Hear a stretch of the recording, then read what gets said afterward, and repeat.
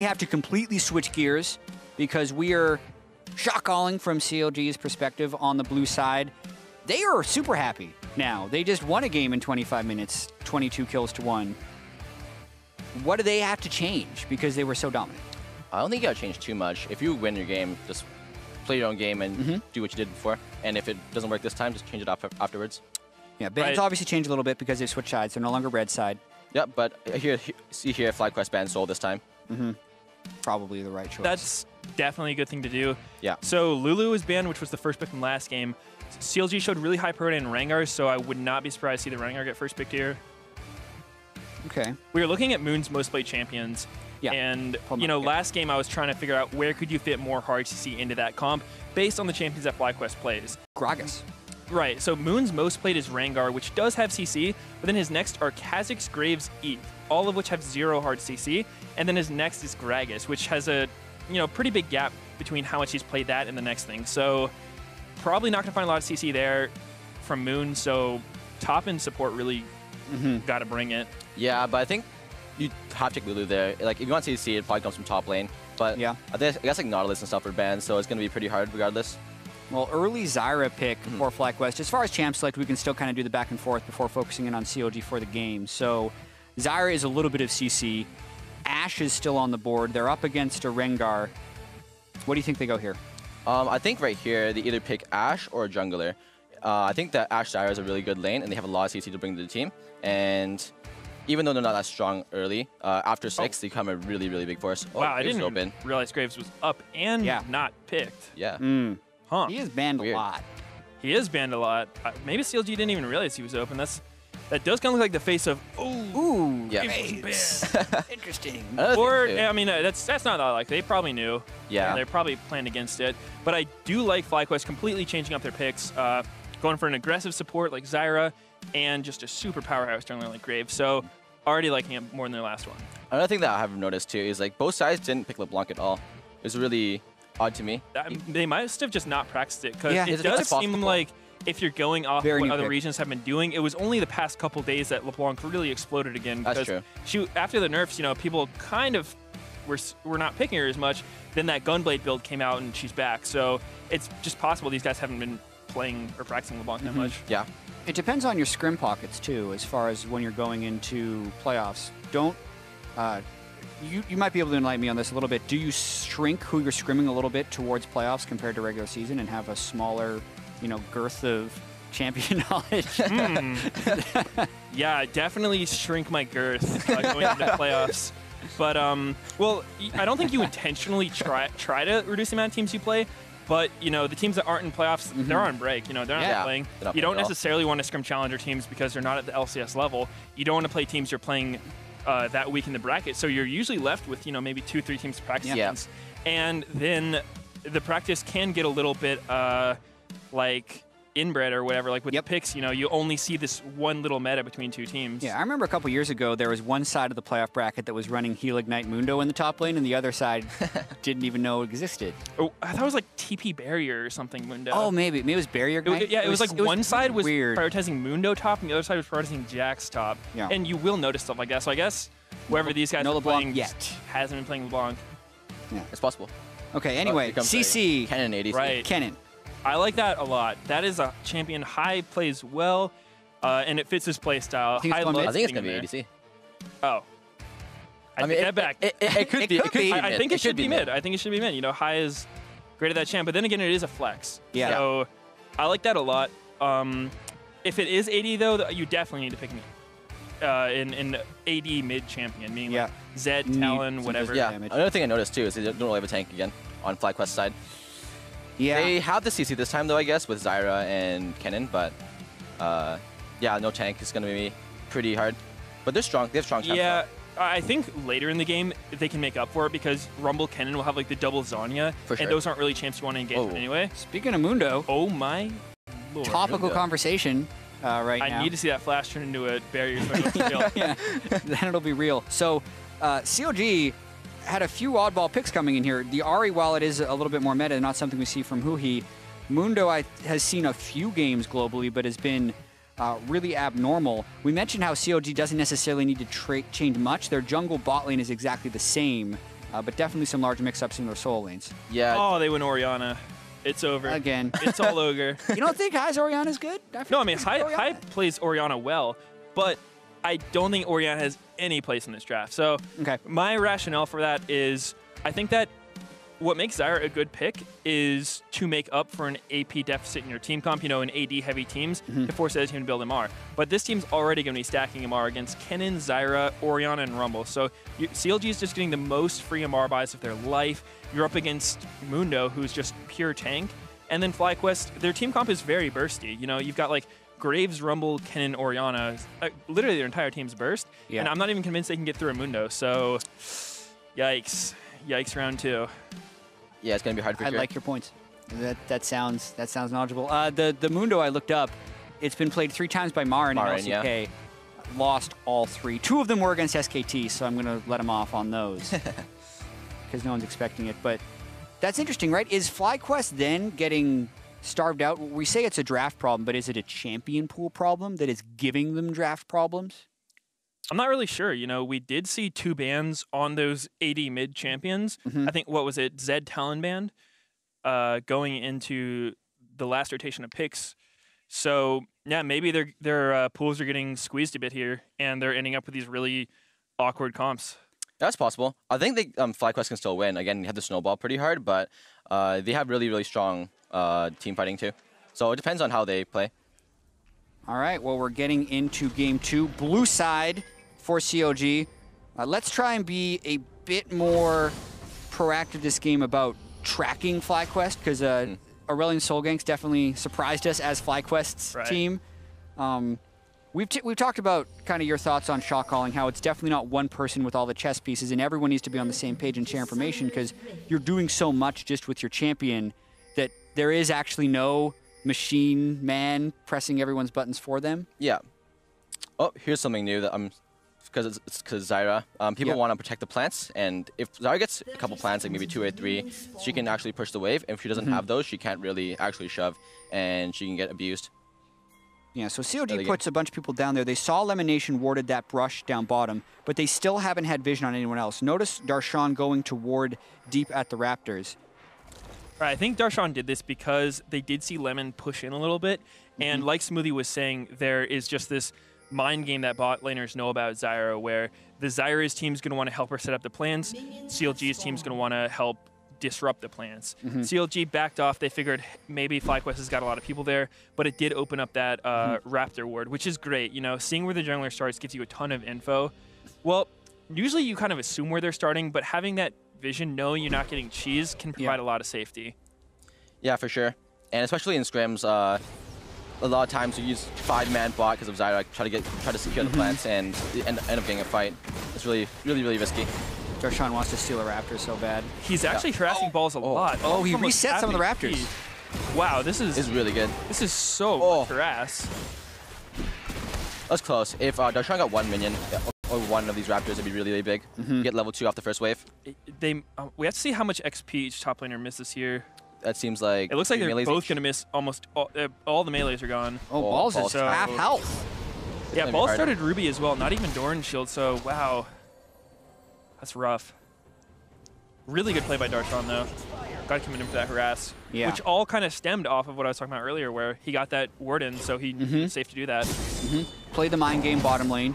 Xmithie's now feeling pretty confident, knowing the way that Moon started his jungle is not going to be able to do anything crazy. Are you worried at all about this? Top. Exactly. Woo. Oh, did you get him? I don't think so. Oh, close. That was aggressive. It was aggressive for sure. Yeah. Okay, so what does this now do? CLG. Darshan just got ganked. He knows it's level 2. Moonburn Flash also took a turret shot. So they're sponsoring Xmithie. Yeah, you can explain it, Meteos. Yeah, this is good. You know, he saw Graves go top, and Graves was really low. There's no risk if Xmithie's top side getting countered. So Xmithie has pretty much free reign here to grab a camp. He doesn't have smite up, and he's pretty low, so he'll probably only do the blue and then leave. But it's still a blue that Graves isn't going to have, and Graves has machete, so without blue in any mana region, he can't farm as fast as he'd like. He's staying around for the Gromp, which is pretty greedy. I don't think he'll be able to get it, so he's probably just going to have to back out. I'm guessing he did that maybe in case Moon went back into that top jungle, he was just checking, and he did see Graves. Yeah, because it is a timing that he has to worry about there. He's going to recall out of that top side and pretty much only run bottom. I agree with you, pretty greedy play, but he had Aphromoo because the lane was pushed, which is why he would feel safe. Look at that deep ward that Huhi just got on Ahri. They might be going for a kill on a Moon. Yeah, Moon. He's no flash burned his now. flash in a really. Oh my. Really good. Oh, close, close. Whoa. That's aggressive. Oh my. But what happens now? Oh, Teleporting TP. in. That was such a deep engagement. Can they get out of this Darshan one? hasn't no flash. started his TP to match, so it looks like. Red buff for balls. Okay, so Huh. Okay. that was interesting. So trying to That was figure out like impressive, for who sure. actually came out ahead and behind here. It looks like FlyQuest will have a pretty big advantage mid here. High gets a much nicer recall than Huhi, and Huhi is down all sums. So honestly, that wasn't that bad. Top will be behind because Rumble had to TP for that. Yeah. But if he gets back and catches that wave, it's not actually going to be that bad. It's FlyQuest. Yeah, but TP advantage is a really big thing. They can look for really easy plays bot side if they choose to, and look for maybe dive plays if they get their bot lane low, Fly's bot lane low. Yeah, did Balls complete that teleport? Because He we did, got to see yeah. the channel come through. So, yeah, he's the one who ended up collapsing on Huhi. So we're thinking of CLG's perspective there. They go for that play because X, right? They're going to get teleported in behind right here, but this is their current knowledge. They see high in lane, they see two people bot lane, so they know they have time for Moon. This is the thing that surprised me when they flashed over the wall. Yeah, this was aggressive. I think that Xmithie flashing is fine, but Huhi flashing was kind of an extension. I don't think he needed to.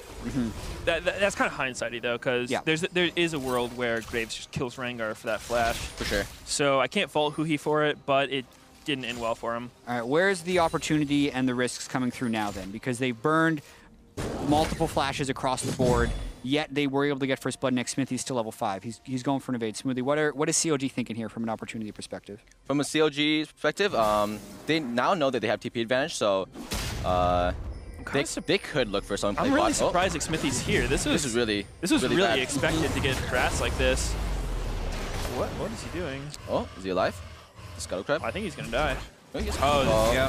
Oh, he's gone. Okay, that was legitimately troll. So Rumble pushed in top, and he definitely didn't have to buy. So the only thing Rumble would do there is walk down the river. Xmithie went into the jungle and then kind of just walked into Rumble and killed himself. He didn't have flash. He's playing Rengar. It's not a champion who has much defense.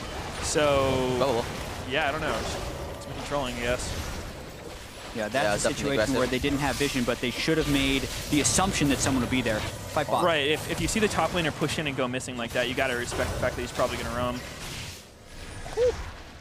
So really close fight. Right now, this bot lane is super spicy, so they're probably thinking, you know, who can collapse from each side. Orianna pushed in, he does have an advantage. Plus, High doesn't really need to buy. He could get his lost chap. So yeah, here he comes. High. Good counter by Xmithie. They might kill him. Oh, whoa, High flashing that was in. really aggressive. I think he's dead. Wow. Some serious aggression going on. Oh in the my game. god, you see the HP. Yeah. But that was a situation where Xmithie predicted it for the most part. Yeah, I think that CLG did recognize that High push in the wave, and you know, I think that's a point when thinking about different players' play styles can actually help your decision-making process. So some mid laners would just go for the recall there. You know, get that lost chapter, whatever it's called, and come back to lane with an advantage. High, on the other hand, tried to use his pressure to go bot, which honestly was a good idea. I think him blast planning and then flashing into all of them was really, really weird. I'm not really sure what that was. And Xmithie, you know, with good read, realizing High's coming down and jumping on him like that. So a pretty weird exchange from both sides, but it did benefit CLG because now High's kind of lost his advantage mid. And I like this. They're looking for a play mid on him because a no-sum Orianna against Ahri Rengar is probably going to die. They do have to be a little careful, though. They did see Moon at red buff as he, I believe, was killing a ward, and Balls is consistently shoved up in that top side. So that whole side of the map is completely missing, and I feel like that's why they're not going aggressive on these Definitely. If they went for that play, there's a very high chance they get countered by a Rumble ult because Rumble doesn't even have to be completely mid to go for it. So basically, they will have windows to go for this mid play, but they have to do it when Rumble's in lane, or at least they know where he is. Because if you go for a play where you know, Rengar ulting in, Ahri ulting in, and then you get equalized, it's going to end terribly for you. So good restraint by CLG. They're not just instantly going for the play. Yeah. We seem to be rather lucky that we always get to fog aboard the losing team so far in these games. This one's not quite as bad, but this is, again, kind of the struggle of how do you get the appropriate defensive vision when you're up against lanes that are shoving in? Smoothie, how would you approach this situation? Sorry, what was it? Rather just how do they actually protect themselves from the Rumble roams or from the Orianna roams, since those two lanes are kind of shoving in? They just gotta play safe, honestly, like, and just call missing every time they push in the wave. Or just go for Rumble. Or that too, yeah, it works. Oh, man. Wow, Balls actually missed the wave with his ult. Ooh. That's actually really bad. Yeah, that's really bad because really big. one advantage of Rumble is the fact that if you get ganked like that, you should be able to clear the wave with your ult. But he missed, and now CLG gets a free turret. So we're talking about CLG losing, but that's definitely not losing. They just came way ahead from that. Oh, aggressive play from Huhi. I think And oh, dead. All right. and Pi lives too. To me, that was interesting, right? From a decision-making perspective, they're two-man pushing that top lane turret. Does Graves go up to try and clear that wave and save the turret, or is he mid? And if you're giving Huhi the benefit of the doubt, he would have thought Graves would have been top lane, or is that just a boost to play mid? That was definitely overconfidence there. That might have actually... I don't think that would have happened if this was game one. I think that generally you'll see those plays more often when a team is feeling really confident. Yeah. So, I mean, that was pretty troll as well, because Ahri should know that you're getting a top turret for free. The other team wants to look for a return play on the bottom side of the map. And then you go through the checklist, is mid gankable, is bot gankable, is dragon takeable?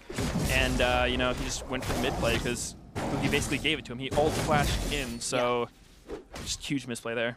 Really interesting build going from Huhi here. We see like other assassins like LeBlanc going Gunblade as well, but first time I've seen it on Ahri.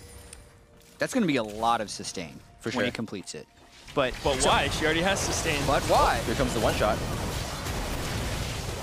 MTP coming in from both top laners. Yeah. Oh, they he's both no flash in matched. Altec. They both It's gonna be- completed. No, Altec is done. done. Yeah. They just weren't on sync there. If Lemon and Altec went at the same time, and Lemon didn't even ulti actually, he sold ulti. It might have worked out if they got the one shot on somebody. And they'd already killed the top lane turret, so looks like Balls canceled his TP and Darshan completed. So FlyQuest will have an opportunity when Rumble's TP comes back up, if you cancel short opponent, obviously. So that's probably going to be FlyQuest's next window. So from CLG's perspective, because we are looking for them, they're probably going to want to play around Mundo. The reason you pick Mundo into Rumble is because in these long lanes, Mundo can just run down Rumble, and Rumble just doesn't have the damage to kill Mundo through his ult, and Mundo just out DPSs him. So they're going to want to play around top side here, for sure. We'll just see what Darshan does. Yeah, and with the Spirit Blister, just so much value into Mundo. He heals more, and he's just really, really hard to kill. Yeah. And let's talk about the kind of overall Now I think this CLG is right here. This is pretty risky from CLG to do, trying to poke in clear vision, because one thing that Balls could do here is he still has his ult, and because it's such a long wave, he doesn't actually have to go top until the wave's about to hit. He may be mid lane. Right, or he into could be mid or blue side bot. jungle. So by pushing in like that, before you see Rumble, you do have the opportunity of getting outnumbered in that fight. Yeah. They did see him just now topside as the wave was getting there, so now they'd be able to be... This is a good window for CLG. Darshan pushes the wave. Now he's got a very long time before he has to go back up there. So he's going to come down and try to pressure the mid side, which is good. But as you mentioned, they did it a little bit before it was safe. Yeah, I think they were a little reserved about it. It seemed like they did acknowledge jumped on the here. risk. So now, basically I think that the top lane turret dying, we'll be seeing this back and forth a lot, where one top laner will push in the wave all the way to the turret, the other top laner is going to have to go and grab the wave, and then Balls will have his opportunity to roam here. Looks like Darshan does want to find Balls and fight him, though. Yeah, I'm seeing this composition from CLG being a little bit just split push / 1-3-1 focused, especially if Huhi's going up towards the Gunblade. Part of the reason the Gunblade LeBlanc is good is because the Q pass-through counts as single target when it does, and it heals you for 300. Yeah, it's a lot. Ahri will sustain, and even though it won't count as single target, I still see it adding when he completes that, so I can kind of see it. But if you're going that build, that's not a team-fighting Ahri build. That's a split-pushing sustain Ahri build. Yeah, I mean, you got the catch from the Gunblade active, helps you hit the charms, but I think that's not a very optimal build on Ahri. It adds to like the one-shot potential that you could have, but yeah, I'm not really sure about how good it is. We'll see how it goes. I'll reserve my judgment. Does it change your decision-making in sure. the game, like as a team, knowing you have the Gunblade Ahri? Well, I think it plays into the fact that they're just behind mid. Usually you want to think about your lanes and as far as like where do we have the advantage, and mid lane is their disadvantage. So a lot of what they're doing is just going to be trying to keep high from making plays. Because from FlyQuest perspective, they're thinking, okay, we've got a fed, or not fed, but a head Orianna who can pressure and then help the side lanes. So I think this is a situation where CLG has to be careful because Balls' TP is back up. They should know that if they timed it based on the cancel. And so FlyQuest is really going to want to do something bot side here because they know they can get an unmatched TP. CLG is pushing up pretty aggressively. I'm not really sure why. I guess they want to get vision to see FlyQuest as they set up for the play or something. Yeah, from CLG's side, there's not really much to do on the top side right now. What Darshan can really do is push up top. Control. Yeah, he's a lot of control for sure. It stems off getting the turret. So what he can do is always walk down mid and look for the jungler or look for camps. It looks like Mundo is gank mid. camping Graves here. They have a ward on him right now, so they see him coming up. Oh, or going down. Now, Drake will be up in a minute 20 seconds, so a lot of the game will then kind of move towards this Drake control. And this is looking a lot more favorable than what FlyQuest had last game. Because CLG has so much control. That is a huge mistake. Okay, good. I think Moon definitely respecting the fact that Mundo went missing forever, and he knew his Wraiths were spawning, so there's a good chance Mundo either took it or was camping for him. He checked it with the smoke bomb, and he backed down immediately, so that was good. So you see top lane right now, there's no real incentive to like walk up there. You could stay down here if you wanted to. Top lane is actually pushing back to Darshan, so, oh, is it? I think it is still. I think it will because it's meeting closer to Rumble side. Well, he's going to push it out for pressure regardless, but if he wanted to, he could just stay in the jungle right there and wait for the wave to push out. And the danger is it's still there for the bottom side because they don't have... Oh, here comes Altec. Here we come. Oh, Lemon, take your ulti off. Play to the Room King. That's a good trade. That's a good trade for FlyQuest. Yeah, definitely good for FlyQuest. ADC FlyQuest. for support. It's always good. Here comes a dive from CLG. I think Balls might just die. Mundo's so tanky. Yep, gone. Gone. That looks troubling. Yeah. So now CLG has to respect Graves because coming bot for Graves here does make sense. Ahri went down to defend the turret, which opens up Orianna. So High can either, he's got a lot of choices here. He can either come bot to try to pressure this, but I think just pushing mid like he's doing is good. It might be hard for him to get the turret, but he will get a lot of damage on it. Yeah. You also mentioned earlier that Darshan would be who CLG is playing around. That does seem to be the case right here. They went for that play immediately after the bottom side for FlyQuest went aggressive. Here comes the play again. Yeah, and this was Stixxay flashing back. They don't have total vision right there. They did see Rumble top lane, so they're not expecting a TP in. And they just kind of go for a one-for-one trade because there's not many other options in that situation once he's caught. But they immediately then kick in for the next play. They didn't technically see Graves until like right now. Until they'd already started the dive. What I'm guessing that was inexperience from Stixxay playing against AD Kennen because he knew that Aphromoo wasn't with him, and he was playing a bit scared, but it looks like he just didn't fully understand Kennen's initiation range. And it was a really good play by FlyQuest, initiating as soon as Lemon got back to the lane. So, well played by Altec and Lemon down there. For sure. Stixxay just a little bit overextended, but... So right now, both sides are going to want to control Dragon. It's a mountain dragon, so it's always going to be really important for later on in the game. If other sides get it, Baron can be really big pressure. Yeah, mountain just pretty much doubles the speed at which you can kill Baron, For so... sure. It's really good. Yeah. Oh, here's Mundo in the mid lane. So both these teams are going to have to worry about certain things right there. Darshan just burned his ultimate. How does CLG then play around this Drake now with huge wave top and an ultless Mundo? I think as CLG, you kind of just have to accept that if FlyQuest goes for Dragon, you just lose it. It looks like they're not doing it right now. Taking the recall, and Mundo's going to get the top wave. So this actually is FlyQuest's window to take Dragon right here. Yeah, they can start it right now, but I think ideally they would want to start like a little bit earlier before Mundo's caught in top wave. If they don't do it by the time Ahri gets back, I do expect CLG to fight it. Yeah. But I think that they were expecting to give it here. All right, yeah. I guess it goes over to FlyQuest. There it goes. So now Xmithie's going to set up top side, and this actually does set up CLG for a play in maybe like 30 seconds. Ooh, that's a play. Wow. Sheen, Gunblade, Auto looked like a large amount of burst right there. So that's kind of the play. They pushed out the top lane. Bad ward. Oh. That's a lot of damage. Mid laners killing supports. Season 3 all over again. What year is this? Yeah.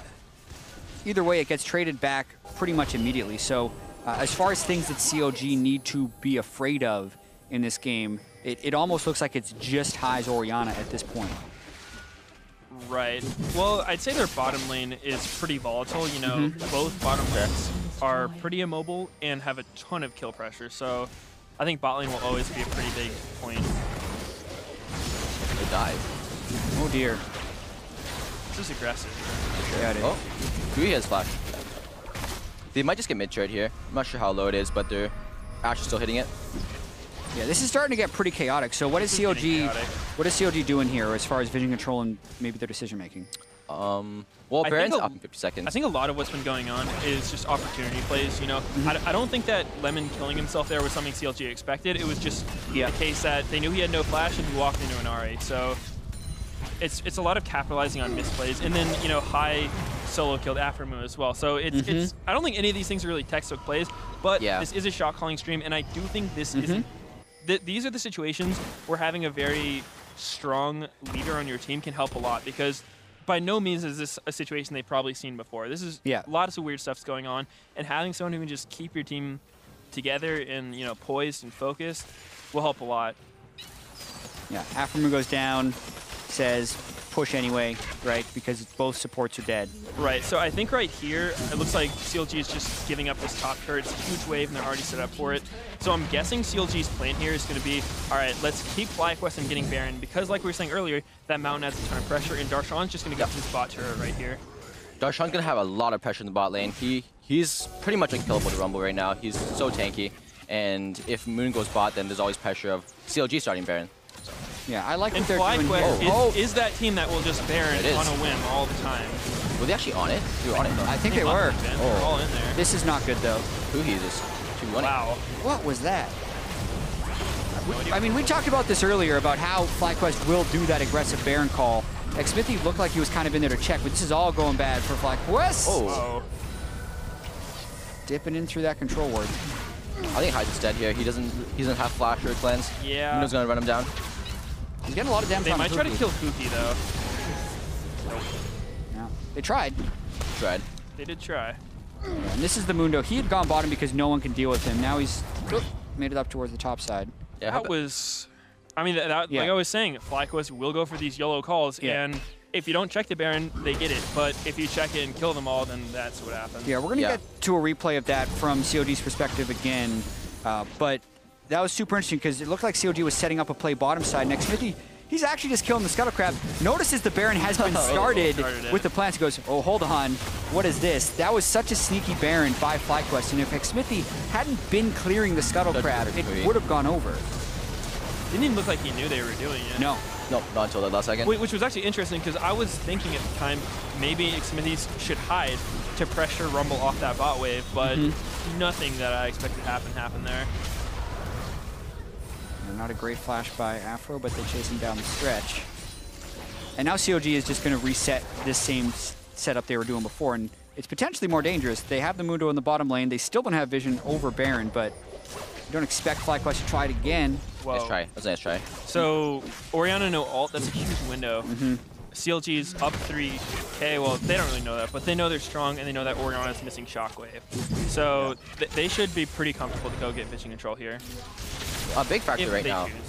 A big factor right now is that Balls has TP advantage over Darshan. If Balls chooses to go bot, I don't think he can right now because there's Baron pressure. But if Darshan goes bot with Balls, then Balls always has potential to TP up there and force an uneven fight. I don't think Darshan's going to want to go bot, though. They've got so much pressure on FlyQuest. Darshan is super, super hard to kill right now. So. Yeah. He's also their main tank, so we need him to get wards out. He's probably going Banshee's Veil as well. The triple Mercury treads kind of speak to what you're talking about earlier. A very CC-heavy team, a lot of magic damage. I do feel that anytime you can give the other team an extremely efficient Merc tread or Tabby buy, you're just going to have so much trouble winning fights in the mid-game, and that's kind of what we're seeing.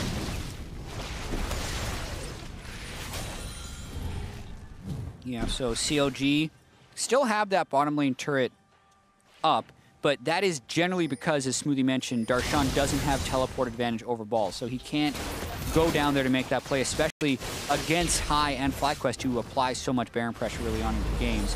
That doesn't mean they can't set up plays towards the Baron area right now, since they are the stronger team with the seemingly unkillable Dr. Mundo right now. It's pretty interesting to see Xmithie camping where he is. I guess he wants to get a flank, which he look, very well could right here. They have AShe also for looking to engage. Right, yep, Oh, here it comes. Engage. All balls gone. And Ahri started skills, so they can keep going if they want, if they choose to. It's hard to catch. I think they'll just go towards Baron here. They do have pretty good control. They'll probably clear the ward at Baron and then try to catch FlyQuest as they come to recheck it. Yeah, CLG's going to have to be careful because it is just that 25 seconds left on the death timer, and it's a teleport alt rumble. So if they did start the Baron, it would... That's actually a very really good point.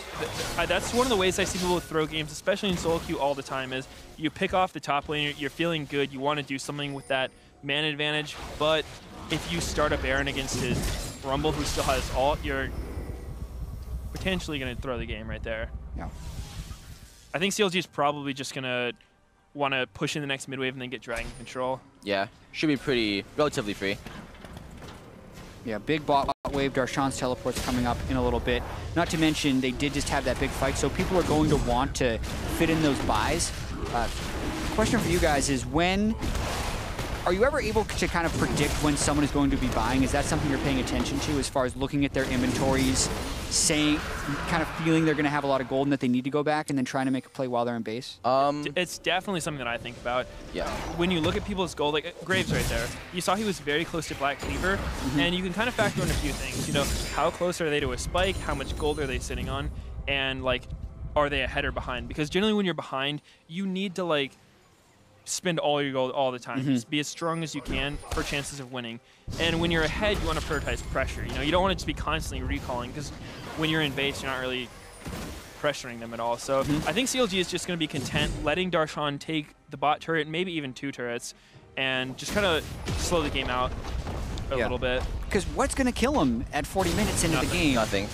It's going to be at least 40 minutes before Darshan has any chance of dying in this game. Yeah, he's going to have so much MR, and they have so much magic damage on FlyQuest's team. Yeah. It's super impossible to kill right now. And you even look at the way that FlyQuest can multiply their damage. They can't. They have the Kennen, who's a mid-game spiking AD carry, not an IE type thing.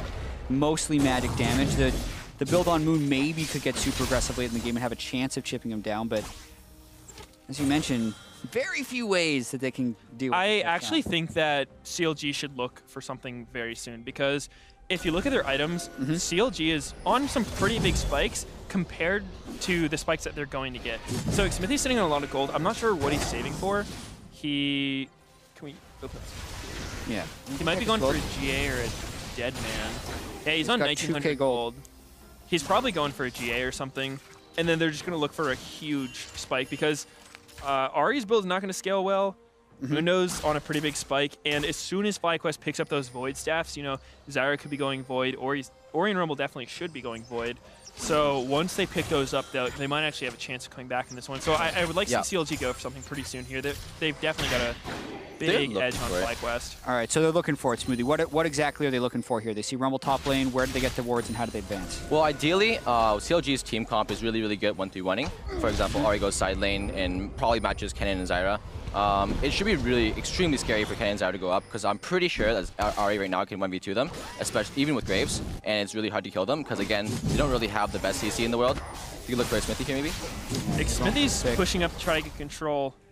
One thing that is pretty scary about Rengar is his defensive mobility is pretty limited.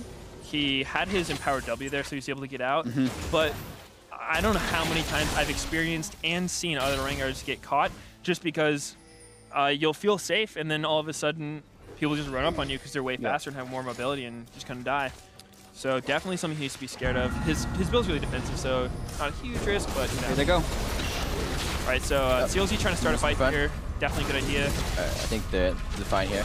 This is really weird though. I think CLG's not playing as effectively as they should have, or efficiently. Oh, I think they feel really pressured because, like I was saying, they're on a pretty big spike. Yeah. And I do think it will eventually start going back in FlyQuest's favor if this, maybe not at 6 items, but definitely on the next item. I think that FlyQuest will have a bigger spike than CLG does. So CLG is going to want to force a fight. And whoa. All right. Yeah. For support, that's not really that I great. gave it to him. Yeah. pretty tricky right now, even for CLG to find exactly the initiation. They don't exactly have the Nautilus or the Maokai that just presses a button and goes in. Definitely one of the struggles, but... Yeah, I mean, this is super tough for both teams because CLG needs to find this balance of trying to get a fight without killing himself. Trying to two-man and hold off with Huhi, Aphro, and Xmithie. This is a really good way of sneaking Baron. Show your jungler so they're not scared to check, but sometimes if you push up too far, it will give it away. Oh, Altec's just dead. Oh, and a miss Orianna.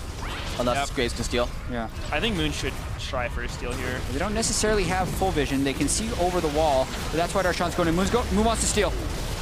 He definitely has an opportunity to steal. Oh, you got it. Okay, so, as a jungler, are you tilted by the steal there, or is that the play they have to make? I think that...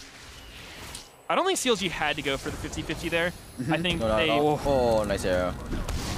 I mean, it kind of worked out, you know. I'll take a Baron steal for an ace, but they probably didn't need to take that risk because, honestly, you know, it's easy for Twitch chat to say, lol, you know, Xmithie can't smite, but realistically, 50-50. if you're against Graves, that's not even a 50-50 because Graves is seeing how fast the Baron's dying, and he knows exactly when he's going to Q-flash in. But from Rengar, he doesn't know when Graves is going to Q-flash in.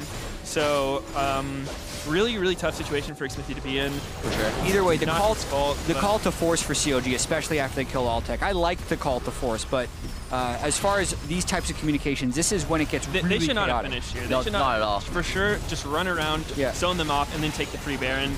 Trying to finish it here is just kind of... Well... It was so risky. From the looks of it, the Equalizer was sitting on the Baron from 1500 health, and Moon was going to be able to go in and execute it himself, so then they got into a smite war. Yeah, exactly. So when the Baron was about 3k is when it's safe that even with a Rumble ult, even with Graves jumping in, it's probably not going to die. But if you let it get to that range where he will have the steal opportunity, then, you know, that's what's going to happen. So I think it's definitely not Xmithie's fault that Baron was stolen. It was CLG's fault as a team. They should have killed off earlier. They should have went behind the Baron pit and not even given Moon the chance to try it. Yeah, especially because Mundo could tank forever almost on Baron. They could do, that's so much time to do anything they want to.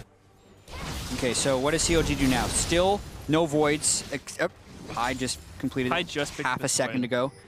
But they still have the ace no Baron buff. How does CLG prep this with an inhibitor open top side? Well, since they don't have to go top, they can just send 4 mid and with Ahri bot. Ahri doesn't really have to fear dying at all because, again, they have no real CC that can really catch her.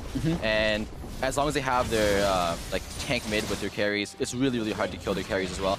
And we see them going to Dragon now. Yeah.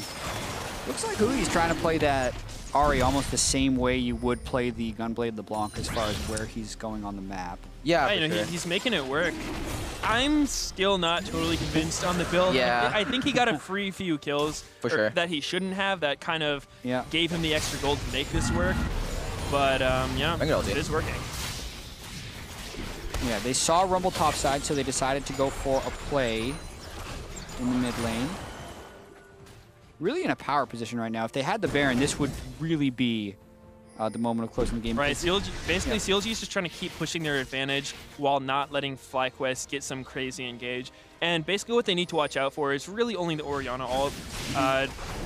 Kennen's not going to flash in because he's an AD carry, and there's not a huge risk of catching or getting some crazy engage from any of the other champs. So basically, as long as they're keeping in mind where Orianna's ball is, they should be completely fine to pressure.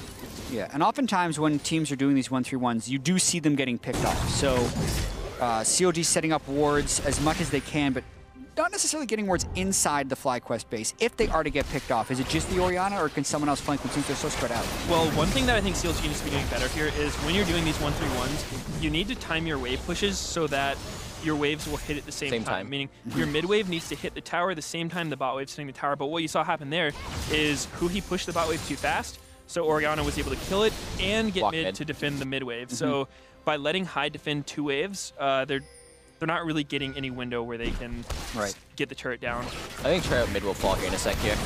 Yeah, it's definitely going to go down because this time you see they did do it correctly. High is stuck on that bottom wave, and they're able to just take mid freely because without the pressure of Orianna, CLG is really, really free to do whatever they want. Good calls there.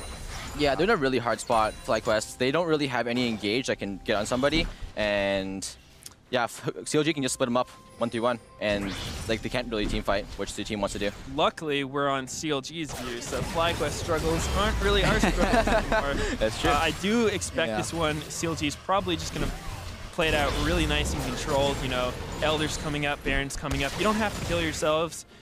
Even like FlyQuest is on those spikes I was talking about. They've got their Void, but it doesn't really matter at this point. CLG is so far ahead that I don't think there's really going to be any point in time when FlyQuest will like get another spike over them. And I'm curious as well, watching CLG throughout most of this year, they looked incredibly erratic, but you obviously have to take it with a little bit of grain of salt if FlyQuest isn't playing well. This does look a lot more like the CLG we're kind of used to seeing. Right, I mean, I think CLG has been playing pretty well this series. Granted, it hasn't been super clean.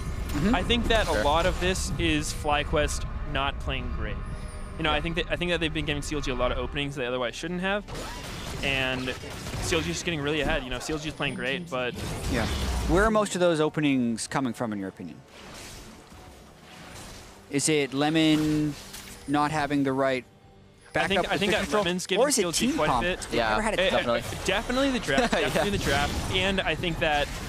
Both games, Moon has done like a really, really weird jungle route that has just got himself behind for really not much of an advantage. So I think it definitely comes down to picks and just the way they're playing. You know, it's kind of a full team effort. I don't think I can put it on one person. For sure.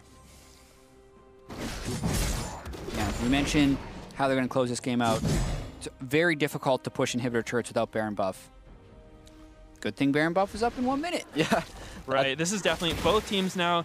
You see that little gray hourglass come up on Baron, and that's the signal that, all right, time to get vision control. Both teams are going to need some vision. CLG is going to have to get pretty deep vision because against Orianna, Graves, Rumble, I mean, basically FlyQuest's entire team excels at killing a team that's trying to do Baron. You know, it's pretty much the only thing CLG has to be careful for the rest of this game. If they get that Baron, they're pretty home free. They take 3 inhibs and the game's over. So I like what they're doing. They're getting deep wards. And what we saw there was Aphromoo actually get a ward outside the bush, which could be for a TP flank, because once FlyQuest does walk up, you kind of want to sometimes hide wards. And that ward, it kind of sees the same thing as the bush ward, but it's less likely to That's likely to check, yeah. For sure. It's really good wards. This is something that CLG didn't do before for the first Baron. They didn't really get deep vision. They just looked for picks around mid. I think they were playing too hasty. They could have just had Ahri push up top earlier and just come down and get vision, but... This Rengar split top is pretty dang. Coolier. Yeah, we mentioned about getting deep vision. Is this where it falls apart defensively? Well, they deep vision didn't is hard. defend their vision, which I would have liked to see them do because... Huhi here is interesting position. It's basically They're the same setting as up not a split getting push. wards. They're going to try and dive balls. Oh. Or just finish the turret that way. It was really good. Yeah, I mean, I guess this works too. You know, maybe Baron wasn't really their ultimate goal. They wanted that bot turret and they got it. Yeah. So it's still an advantage, even if it wasn't exactly the CLG special. It's a total bait and switch right here. Yeah, and that could be something we were talking about shot calling. That was a great call. It's not something I've really seen before. For sure. And it's pretty weird. They prep the vision, so everyone expects them to do that play. FlyQuest is clearing the vision, but then they may have to ask themselves, why is it so easy to clear this vision?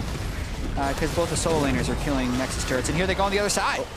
Right, and this is what I was talking about before. CLG is extremely confident in just letting their team handle potentially outnumbered situations. You know, this could be a 3v5 if falls TPs, but, you know, we'll kind of lose Nexus. So. Sure. I think this is something like exceptional shot callers can really point out. They can pretty much tell, like, what can they do? What can the enemy team do? On FlyQuest side, they can only really team fight. They can't really engage. They can't really do anything. Like, these three, Stixxay, Aphromoo, and Xmithie, are completely safe. They have to, like, Rumble ulti, and Rumble's in base. They don't really have any engage at all. They have to have CLG come to them to actually fight. Really surprised Xmithie hit that ward, though. Gave off the fact that they were actually doing Baron, and they still don't know where 3 people are. So that Baron right there, it looks really risky to me. It's really risky. Moon could be right over the wall, Baron wall here, and yeah, probably this is basically the exact same thing we saw with the last Baron, which here we go. Still just see balls. And Moon has they just saw Grace control word on it, but not deciding to try to steal it all from Moon there. When 2 control wards are next to each other, do they both see each other, or do they not see the Baron? He sees everything. I think they both see everything. Yeah. They should see it, yeah. Yeah. So CLG gets the Baron, So they now get Elder the Dragon's reset, up. and next is going to be Elder Dragon. High's top, so they might be pretty confident to start it right away. I don't think they would lose a fight pretty much no matter what engage happens. Well, it depends on who gets the vision first. If FlyQuest are caught trying to walk into Dragon Pit right now, they're just going to get charmed or AShe. It doesn't even look like FlyQuest is going to try to Yeah, it's impossible. So now CLG is just going to post up, maybe. They can pretty much do whatever they want. And I mean, whatever they want. They have an own wrecker. Oh. Yeah, the Mundo. Decided to go for the home wrecker.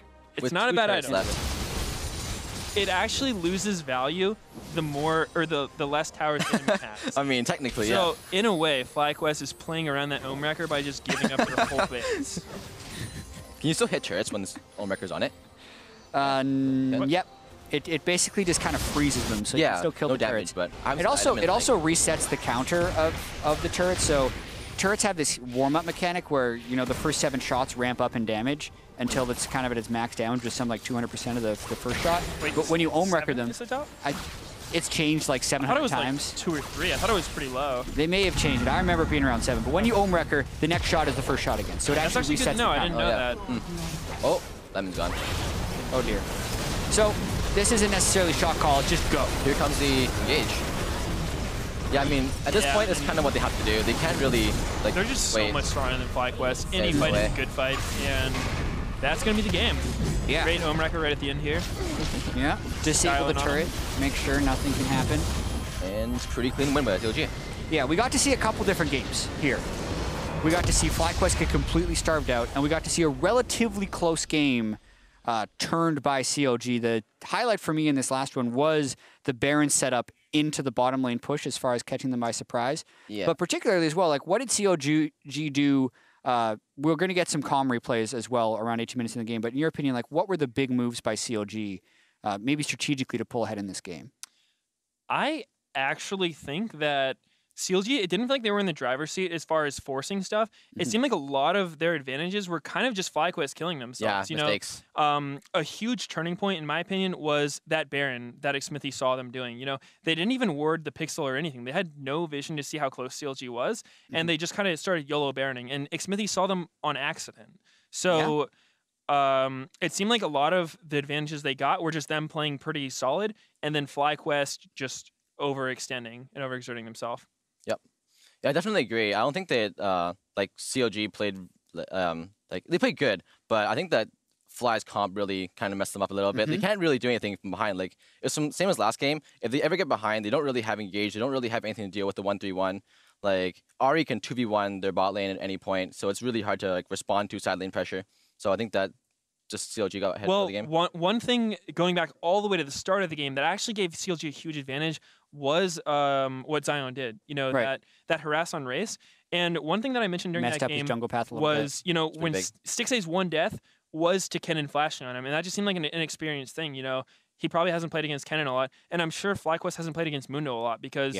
After No one's seeing played that, Mundo other if than I'm Ahri. playing against Mundo, I'm not starting Raptors against that guy. That was scary. He just 1v2'd them basically and delayed Moon so much to make Moon feel pressured into going for that level 2 gank on him. So just really good plays by Darshan. I think he played extremely clean all series long. For sure. And definitely a bad spot to be in for FlyQuest. Yeah, absolutely. We're going to get to hear CLG Comms replay from an 18-minute, 15-second segment of the game, I believe. So let's pull that up if we have it.